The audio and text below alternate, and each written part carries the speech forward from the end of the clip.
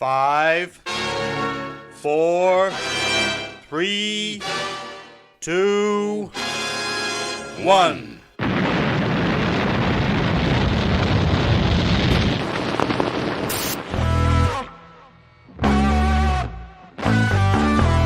Oh, great flick on by Alan Armstrong. Oh, what a beauty! Oh, what a beauty! I'm waiting all my life for that. What a screamer! Hello, and welcome to the first pre-match show of Scarf Bagara War. Nick's not here to join me. He's off gallivanting with his friends somewhere. Him and all his friends. I think he's only got one. I'm going to be joined by Mark Brockbank very soon, hopefully, if he's got my Twitter message. If he's watching this, if you've got my Twitter message, please do join me. I don't really want to sit here for 15 minutes talking on my own about stuff. Here he is. In fact, he's just joined me. Hello, Mark. You okay? Hi, Ross. Hey, mate. You okay? How's it going? Can you hear me? We'll just let him get set up.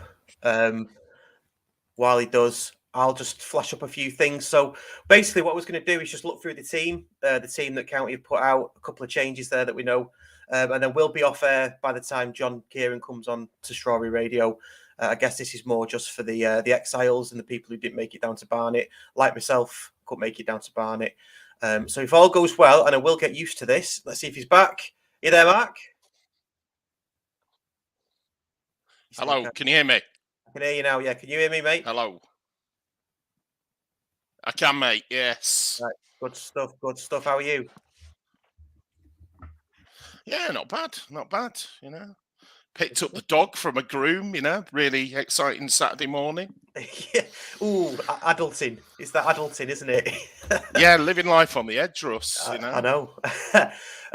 Let's flash Picked up my the car team. up from the pub last night. That's a bit better, isn't it? Yeah. Yeah, well, that's a bit more exciting, I suppose, isn't it? Right, let's look at the team. I'm going to do some snazzy screen sharing now, I think. So let's just see if this works. This should be... it should be... Let's have a look now. Where are we? Hopefully you can see that. So the team, I guess the two changes in the team, no surprises really. Quickly's come back in. One maybe that is up for discussion is probably Johnson in for Kitchen. What do you make of that? Yeah, I thought it was going to go the other way if he was going to change that. I thought with the subs recently, I thought Rydell might be the one. He might go a little bit more solid. I think Kitchen has just shown the odd little sign of just being the slightly weaker one defensively at the back. Maidenhead got in down that side a few times, I thought, on Tuesday. And maybe this is the just go a little bit more solid, a little bit more defensively, but still obviously with loads of attacking options. Yeah. Same. I thought Kitchen. I wouldn't say dodgy, but there was a couple of bits in there, weren't there, that didn't seem to sit right with me. But then, to be honest, I've not been completely convinced about Johnson. But I said this about Sarcevic, and look at Sarcevic now, unbelievable, isn't he? So yeah, flying, isn't he? Flying. Exactly. I don't think we've got too many complaints about. I mean, look, we're top of the league, aren't we? We can't really complain about too much as it stands. Can see now. Yeah. So yeah, Sarcevic, quickly back in. I don't know. Do you think it's too soon? I'm guessing he must have trained Thursday, Friday. He obviously travelled yesterday and would have trained at Nuneaton with them. I'm guessing he hoped he would have trained Thursday. It just maybe shows how much Challinor thinks about the way we play with him without him. And I think he just loves Crankshaw as that impact after about an hour. Yeah, that injection of pace and energy. Yeah. So yeah, sorry, go on, Russ. No, go on. You go. Well, As you know, I get tiny bits of insight due to my son, but he was involved very early on in the Challoner reign, and in fact, actually, he was involved in the team meeting because he plays for the academy, as some may know, and Challoner has made it quite clear he wants to win games in the first 60 minutes and force teams to change. And if you look, we've had teams get players sent off. We've had teams have to change their shape, change their style. The only exception to that was probably Tuesday night where we had to change. So I think this is a little bit more back to the let's try and win it in an hour. And then with a tiring team that's had to change their shape, take advantage. But obviously it depends on getting that game in the bag. Well, not in the bag, but certainly getting it on our side in that first hour. Yeah, I think that's been Challoner's philosophy since he started. I think Maidenhead probably just caught us on the hop a bit. I don't think we were expecting Maidenhead to be as good as they were. No, but yeah, you can absolutely see they were decent. They were very decent. I expect them to come away with something at Wrexham today, because you know they're playing. I'm surprised. There's a few that might slip up today. Yeah, one or two, isn't there? Yeah, absolutely. Yeah, wouldn't surprise me. A few others drop points. Yeah, and that's it. But no, it's funny, isn't it? Because you sort of change your perspective. Once County now we're top. Everybody else's games who they play look tougher than they would have been before for some reason. Yeah, it's a bit weird. Looking at Barnet's lineup, then I mean, I don't know anything about Barnet's lineup. It's one of these teams to me the squad rotation or player rotation is just very high all the time. You've been doing research. I've been doing a bit of research, only a tiny bit of research. Yeah. Silomus is rubbing off on you, I tell you. But yeah, and all I know is one of their players who played every game this season left last night, sort of late, yesterday afternoon.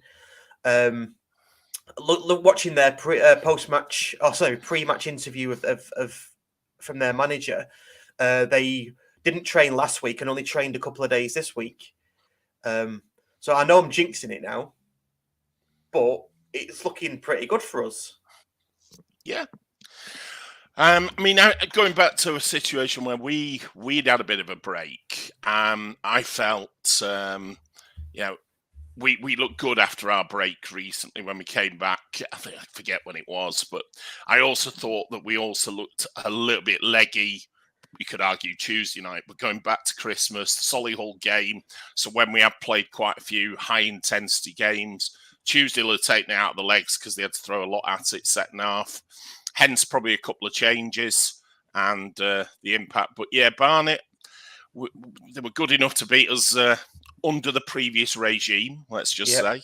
I've seen a tweet today saying, imagine if that hadn't have happened. And it is an interesting one. Yeah, but we do owe them one because they celebrated like they won the World Cup when they did get them 3 points. They did, and as we mentioned on the usual Wednesday podcast, that's one of the defeats where, along with Yeovil and Dagenham, and we've already done Dagenham away, luckily. If those are even draws, the table looks a lot different than it does now.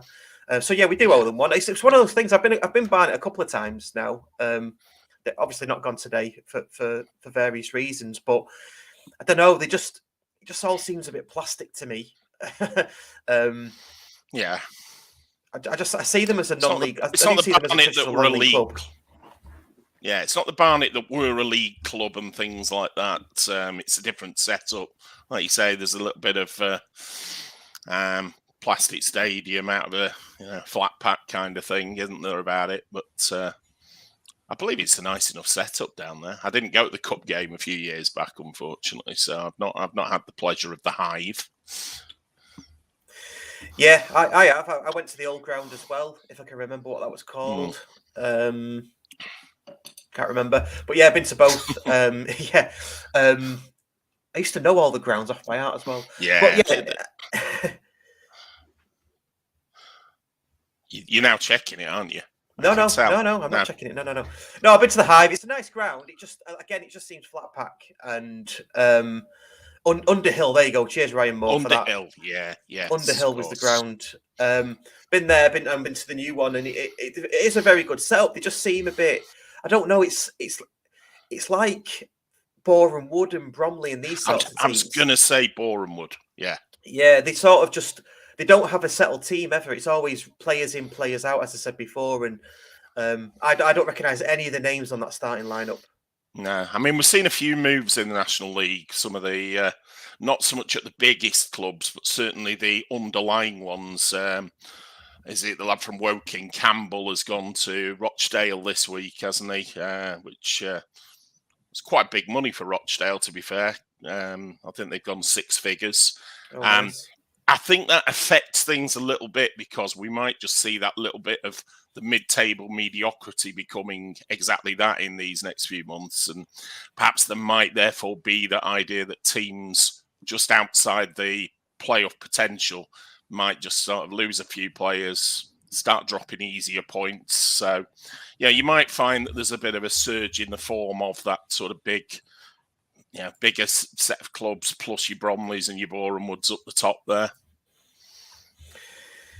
Yeah, absolutely, yeah. Do you think there's a case for because Dover are pretty much gone now? The teams near the bottom, not so much scrapping, but say they're away from the relegation zone, but they are sort of almost like last season where there's nothing to play for. They'll start to not slip away and not be too bothered in terms of coming to places like Edgley Park and might just roll over and get the bellies tickled a bit. And that the same for the other title contenders as well. Do you think there's a case for that?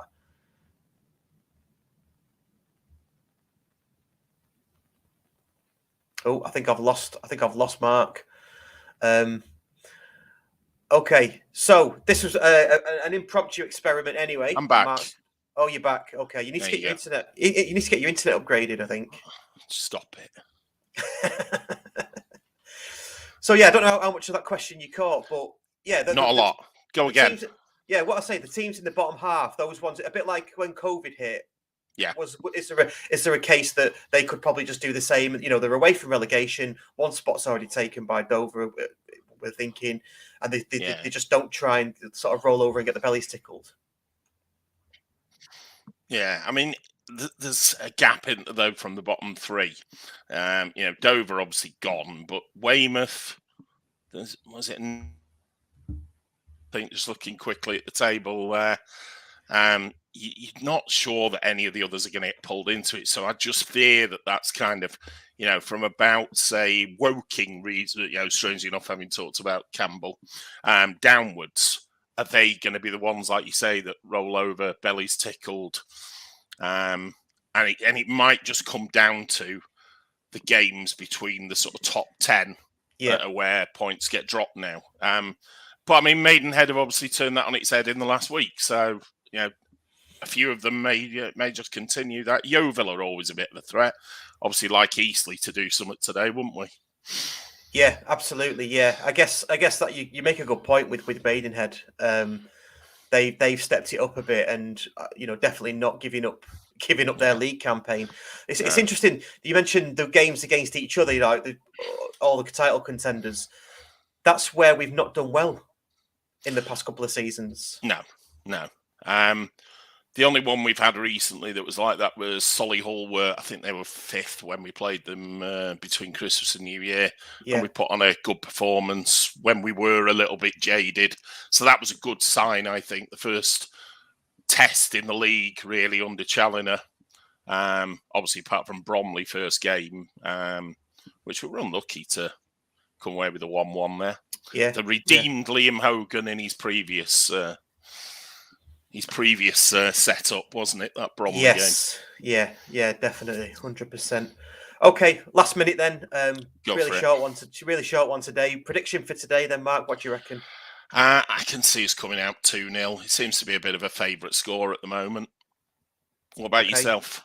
I can't see Barnet scoring. So I'm going to go for 3-0. 3-0 away win. And hopefully, I doubt many people have got 11 out of 11 on the predictions as well for the fan hub. No, I think I've got 10. Oh, no, I didn't go quickly, did I? I went crank No. sure. Yeah. Yeah, I think I've got 9. So Yeah. Same. Okay, so this was a bit of an impromptu gig. Not a problem. So cheers for stepping up. Not a short problem, notice. sir. And we will get you on you onto a Wednesday show to talk about obviously the academy setup and how that works, and your own son who plays in the academy. Yeah, absolutely. So, look forward to that, Russ. Thanks for having me on there. No problem. Thank you very much. Right. Cheers, everyone. Pleasure. And, all the best, guys. See you soon. Cheers. See you later. Bye.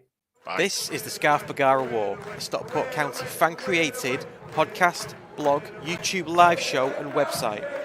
Find us at thescarfbagarawar.co.uk. For county fans, by county fans.